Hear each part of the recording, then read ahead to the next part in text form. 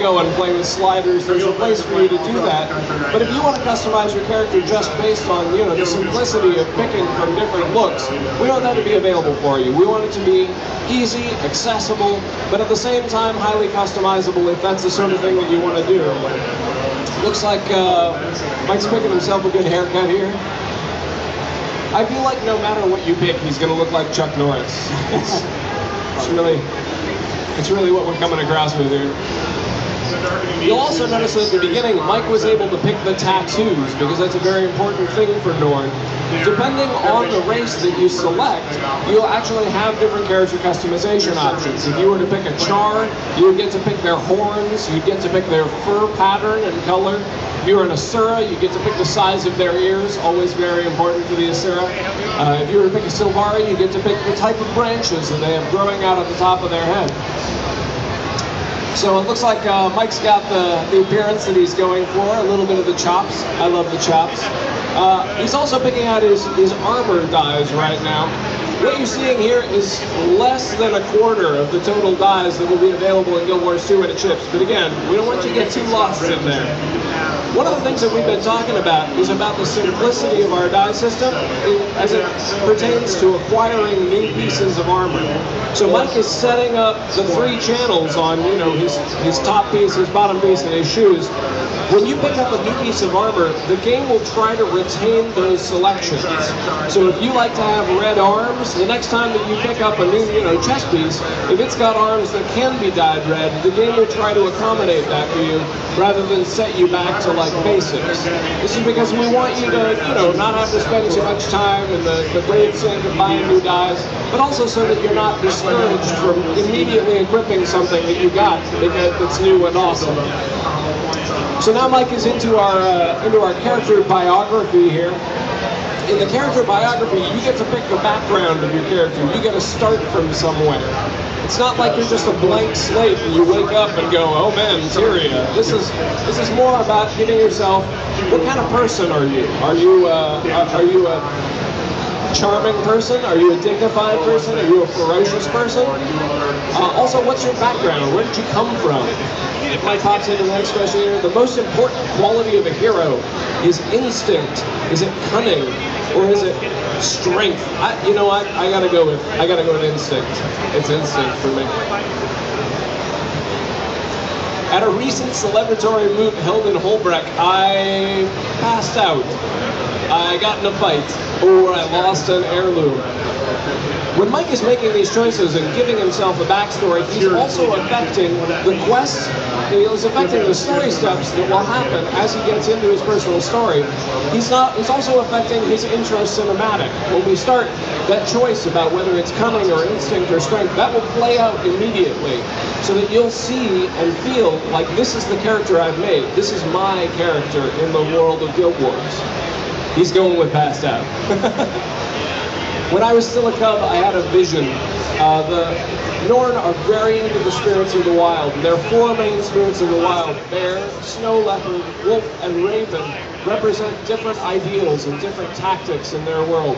So choosing this, if you're just coming to this fresh, maybe you're just picking your favorite, animal, but if you're playing this game with a little bit of the backstory, this could take on deeper meaning for you. So here we get to that summary of Mike's backstory. He gives himself a name, Mighty Norn Matt. All right, you're going down for that later. All right, crank up the volume so we can watch the cinematic.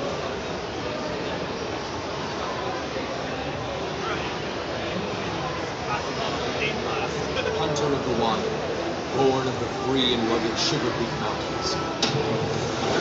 In the far north, my people fought our greatest enemy, Jorman, the dragon of frost and snow. The dragon broke our pride, but it did not break our spirit. In our last hour, we heard the voices of 4 of the spirits of the wild: bear, raven, snow leopard. They called us south, away from certain annihilation. We founded the Great Lodge of Holbrecht and claimed new hunting grounds. Some say we should not fight Jordan. I say the greatest risk is to wager nothing at all. One day, a hero will lead us home, and we will break the dragon's icy grip. Victory, like any prey, must be hunted. So like I was trust mentioning my earlier, instincts. the choices that Mike makes have already changed his experience. Here, the intro cinematic is tuned to him choosing instinct as what he believes that a hunter is most, what a hunter finds most useful. And his cinematic is different from someone who chose strength, already giving him that sense of personalization that'll carry throughout his personal story.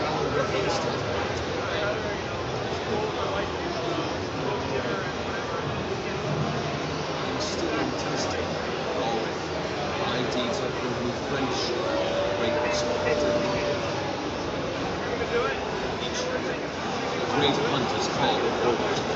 Only the best among us are invited to participate. With bravery and a little good fortune, I will collect trophies to prove my worth. I will drink and boast of my victories. I accept this challenge. I will relish it. Come danger, come adventure. In the lodges and halls of my people, fortune and the spirits will smile upon my legend. This is my story. And thus begins our story with a cool little swagger. So as we load in here, one thing I want to mention is that your personal story, one of the things that we learned from the original Guildwars is how to use instance areas to tell a customized personal story. As such, when Mike is playing through his personal story, and any of you for that matter, the branches that you experience will remain true for you while not necessarily impacting the rest of the world. That way each person can have that truly customized personal story experience where their choices matter, depending on who you save, depending on which villages you attack, depending on which people you choose to make friends with. That'll all be reflected in your personal story and will reflect back on you as you play through the rest of the game. This part of the personal story, however, the tutorial, is an open world area, and so Mike is going to be joined by other players here, all trying to get into the Norn Great Hunt. Here's Thor at Griffinbane giving us the lowdown. Just tell me what needs to be done and stand clear. Hunt down the wildest animals you can find and take trophies from your kills. Present only the finest to either the tanner to prove your worth. Whoever has the best trophy, whose bravery is the greatest, will be invited to join the Great Hunt. Newt Whitebear has said this season's event will be one of the most dangerous, so be ready. I will be ready when the bear still come by the tail. I look forward to impressing you both after I've earned my place on the hunt. So I double check with Mike, and he says that dropping off the top armor piece is called going Norn. So if anybody else wants to go Norn later, go wild. So Mike's been given his first task as part of his personal story in order to become a great hero of the Norn, and that is to be part of the Great Hunt. So here he gets to hunt down game animals and collect a trophy to come back and present to the tanners to say, I'm worthy. There are a couple of different ways you can go about this. This one he's teamed up here with a Moa hunter. Now, sometimes Moa are just wandering around, but it looks like Mike's going to have to hunt this one out. Is there something in the bush? There are two somethings in the bush.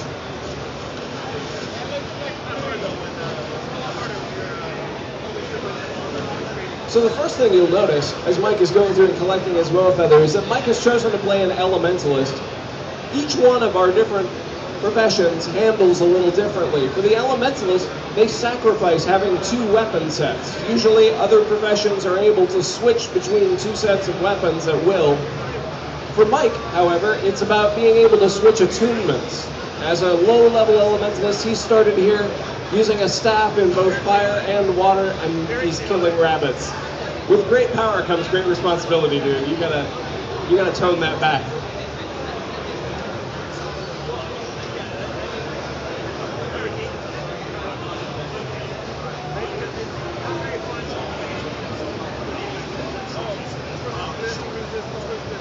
I'm actually going to talk over this a little bit just because I want to highlight how the choices that you make in terms of customizing your character will be fed back to you a number of times throughout the cinematics. So, as Mike chooses, you know, to go Norn, he's going to pop into these cinematics in the appearance that he chose. All of that is done, you know, on the fly.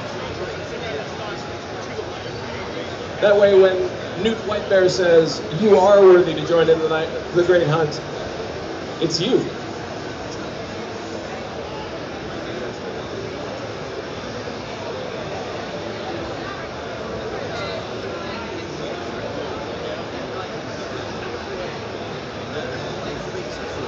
All right, so Newt is telling us about the next part of our personal story, which is to head up and face Isormir, the great ice worms. With little braggadocio, Mike is off and running.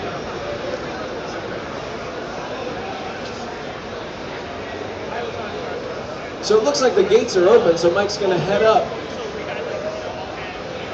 There might even be some people who are already up there. Like I mentioned, the tutorial is an open experience. You're going to encounter other players with you, you're going to learn the game with other players, and you're going to get that experience that we're striving for in Guild Wars 2, which is the ability to play seamlessly with other people in an open world.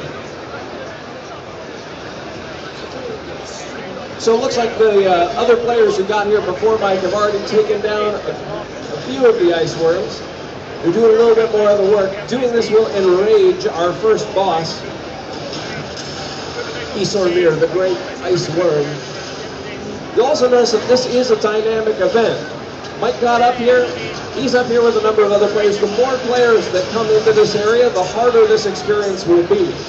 Just like any of the other events that you'll meet out in the open world, the more players there are, the more spawns there will be, the more skills they'll use, the more difficult they will be, the more that experience will be tailored so that it's a good fight for all of those who are involved. So it looks like Mike is dwarfed here a little bit by Isormir, the first boss. Mike right there just dodged out of the way of a little attack that Isormir was laying down. You'll notice, if you had a chance to play our demo last year, that we've replaced the energy bar, which was down in the lower right-hand corner, with a dodge bar. This is a part of that iteration that we talk about all the time on the blog. You guys probably have read through the ArenaNet blog a number of times, and iteration, iteration, iteration, that's what we're all about. As we were playing through this from last year, we had the energy bar and the little potions that would refill your energy. What we noticed was that it was dependent. There were too many things that were dependent on it. Some of the utility skills were dependent on it. The dodging was dependent on it. It was one resource that was getting tapped into too many things, and that was confusing it.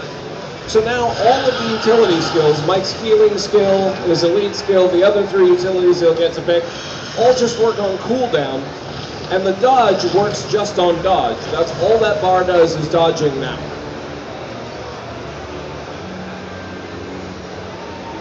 So Mike succeeded in the Great Hunt and is headed out into the world. Very impressive. Thank you. It was a hard-fought battle, and I'm proud of my partner. An excellent beginning to your legend, friend. You know, folks around here have problems that need solving. A slayer like you need help. Putting your skills to work, sharply, and helping others wouldn't hurt your reputation either. Think of the glory. I will seek out these problems and solve them. Then we shall see my legend grows. So you'll see here that after the first part of Mike's personal story, he gets a reward. He gets to pick a different weapon. He also gets a little bit of karma, a little bit of gold. He's also leveled up. Are you going with the dagger? Looks like Mike's the dagger man. One of the other things you'll notice that we changed up from last year as Mike wanders out is that we've changed the way that you acquire skills. We used to have skill trainers, kind of a standard MMO mechanic. You'd walk up to them, you'd give them some money. If you were the right level, they'd unlock the next thing. And we felt like that wasn't giving people the experience that they needed with actually using the weapons, becoming accustomed to the weapons that they had on them.